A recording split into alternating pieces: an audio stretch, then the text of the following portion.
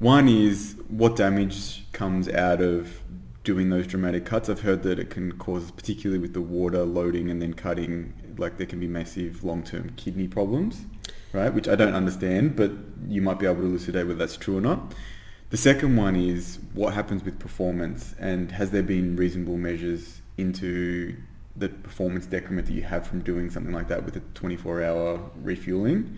Because I know that, like, as a fan of boxing and UFC, boxing more so, if people have really dramatic weight cuts and they struggle to make weight, getting knocked out becomes really easy, because it seems like their dehydration has a massive effect on their, how strong their chin seems to be. Yeah, massive. So when you think about like how important water is for the brain and how much water the brain actually contains, it's not possible. And so all of the studies that have been done on kind of like 10 kilo losses or less in that last half a week, I would say, right? And what we see is anecdotally, especially in the UFC, you see bigger than that, right? Yeah, but if you stuck with that, because I would say that's probably maybe a median. An average, yeah. Massive risk for knockouts. You cannot rehydrate in 24 hours the amount of like a 10 kilo What fluid does the loss. evidence suggest of how long that does take, or is it individual? Individual, for sure, 36 to 48 hours. Okay, And so sometimes you might have a little bit of a longer fight interval and you might get a little bit closer. Is that so, like, obviously people aren't cutting that much for other events, but is that a general guide for someone who's, say, doing sport in a very hot environment and you've got a multi-day competition?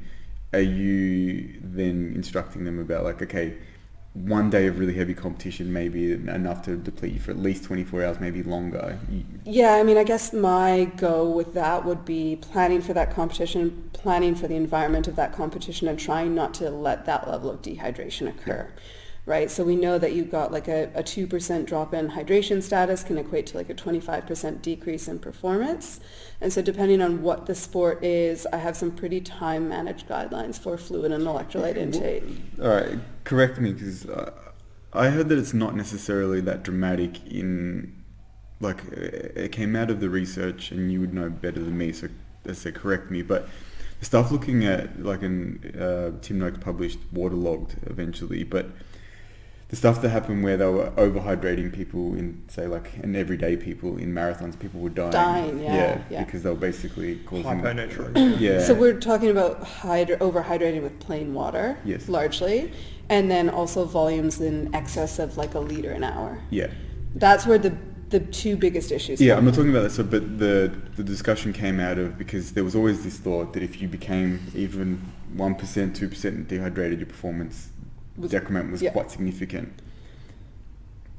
But the other side of the coin is true too. But I'm asking, like, is that actually the case, or what the evidence? Where is the evidence with that? Because he kind of tried to argue, well, that's not necessarily the case. Therefore, like, we don't need to, drink to thirst. Don't worry about that kind of thing. It depends, like everything, right? It depends on the sport. It depends on like the primary muscle fibers that are going to be used. It depends on the gender. It depends on the training adaptations. How used to training dehydrated is the person. Did you take someone out of their typical training environment, put them in a very hot environment that they're not used to? Is there, like, we see heat acclimatization is very real, right? Is a similar thing to, like, dehydration, almost competition and performance, or is it you never quite adapt to it? I think that you definitely can adapt to it, but